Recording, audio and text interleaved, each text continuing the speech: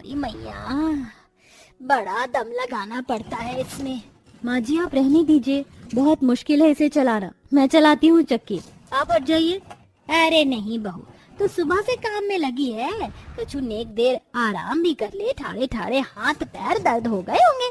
और तो को मुझसे ज्यादा अच्छी चक्की चलानी आती ना होगी, तेरी जितनी उम्र में तो मैं गोल गोल चक्की घुमाती थी और यूं आटा पिस जाता था। अरे बहू करने दे उसे ये काम, अपना इतना बखान कर रही है तो। तुम तो चुप हो जाओ, बड़े आए बकर बकर करने, वैसे ही घर में खाने पीने का कछूहा तो नहीं, और ये बुढ़ा और मेरे झोरे पड़े रहता है। शांत हो जाइए माँ जी, पीस लीजिए चक्की पर गेहूँ, मैं आपको हवा कर देती हूँ बीजने से, आपको बहुत पसीना आ रहा है। ना बहू रहने दे, ना तो आटा उड़ जाएगा। ये दोनों बच्चे कहाँ हैं, चिंटू और तान्या? यही खेल रहे थे माँ जी, अभी दोनों बच्चे रोते हुए आते हैं। मम्मी, दादी। मम्मी आप पंखा क्यों नहीं ला रही हो घर में? देखो चोट लग गई मुझे। हे भगवान, ये क्या हुआ तुम दोनों को? ऐसे रो क्यों रहे? और ये चोट कैसे लग गई?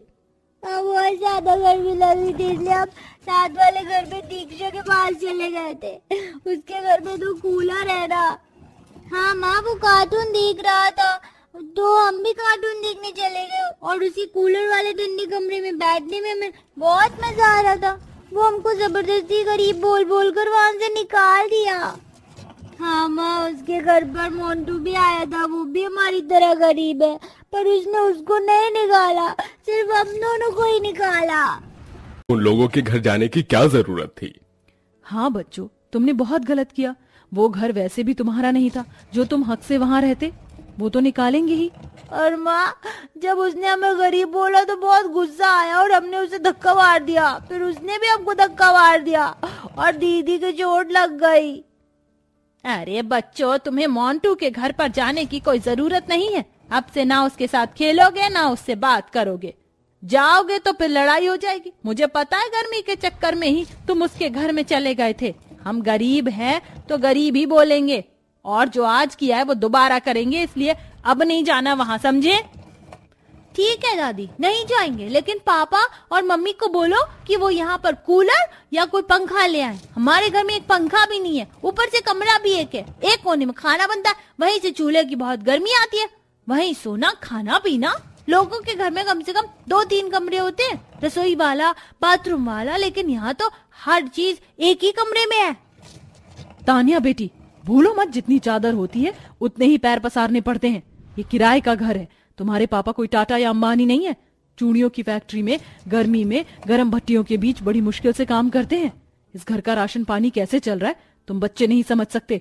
जाओ जाकर पढ़ो, वरना लगाऊंगी एक कान के नीचे। अरे बहू, बच्चों को इस तरह डांटते थोड़े हैं।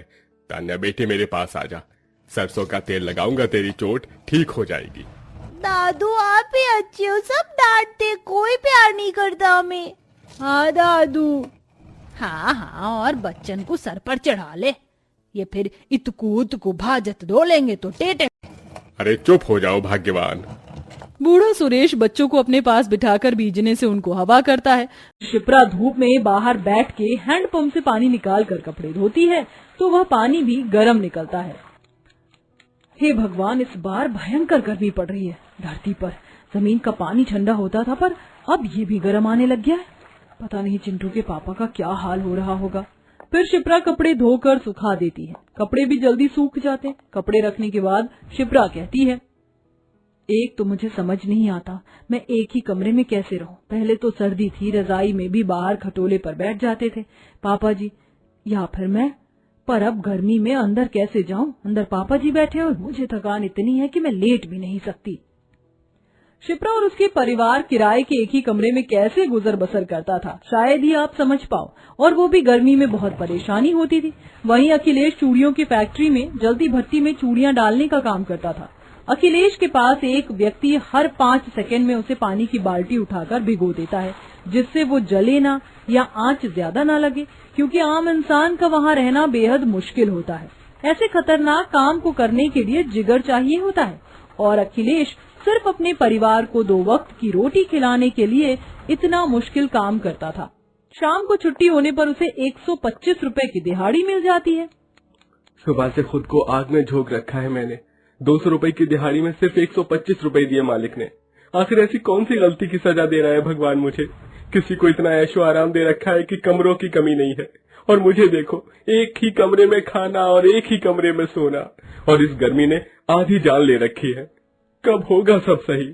अखिलेश फिर घर का कुछ सामान लेकर घर पहुंचता है कि उसके बच्चे आकर, बच्चों, थोड़ा दूर हटो, माफ करना, पर मेरे को शरीर में छाती और हाथों की तरफ से बहुत जलन हो रही है। बेटा, तू छोड़ क्यों नहीं देता उस काम को? ये सब तेरी उस भट्टी के कारण ही हो रहा है।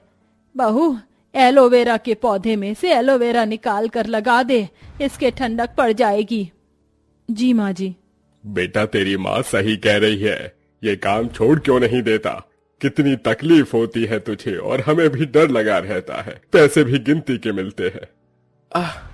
अरे पिताजी, कुछ नहीं होगा, मैं ठीक हूँ। कोई नौकरी नहीं मिल रही, इसलिए मेरी भी मजबूरी है जो मैं यहाँ काम कर रहा हूँ, इसलिए छोड़ तो नहीं सकता। आराम से शिप्रा। जी, हल्के हाथ से ही कर रही हूँ। सॉरी पापा, हमारी वजह से आपको हुई हुई हो गई। अरे बेटा, इसमें तुम्हारी कोई गलती नहीं है, मेरा काम ही ऐसा है। ऐसे ही घर की परेशानी में 2 हफ्ते बीत जाते हैं, जिसमें गर्मी और ज्यादा बढ़ जाती है। अब एक कमरे में रहना दुश्वार हो जाता है।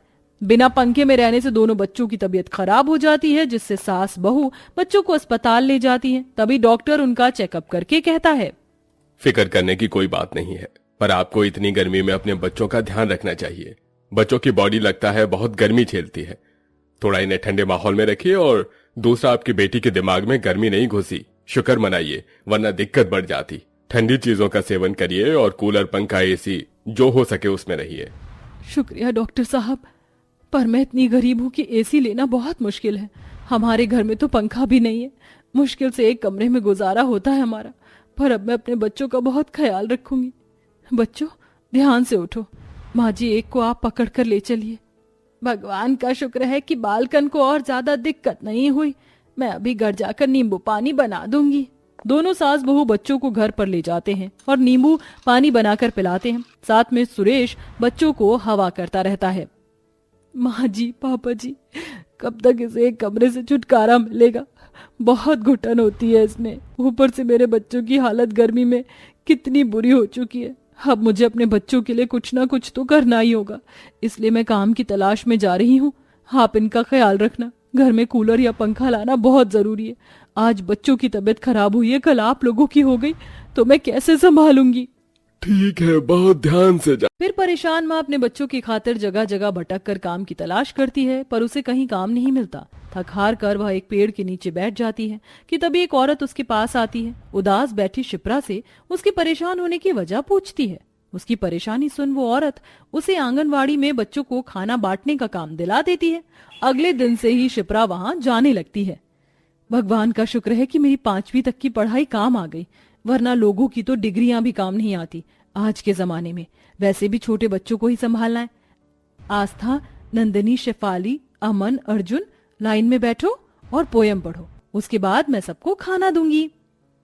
ठीक है मैडम, पहले मैं पढ़कर सुनाऊं? हाँ, बोलो। सुबह सवेरे आती तितली फूल फूल पर, जाती तितली सबका मन को भाती तितली। शाबाश, सभी बच्चे ताली बजाओ और अपना टिफिन यहाँ रख दो। ऐसे ही पूरा महीना शिप्रा आंगनवाड़ी में बच्चों को संभालती है। वहीं गर्मी में पति भी बच्चों के लिए बहुत मेहनत करता है। और फिर 5,000 रुपए की पगार आने से शिप्रा अपने बच्चों के लिए घर में एक कूलर ले आती है।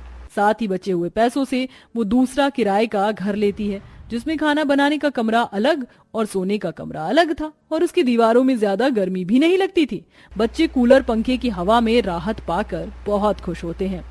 अरे वाह माँ, मुझे तो बहुत मजा आ रहा है, कितनी ठंडी हवा आ रही है।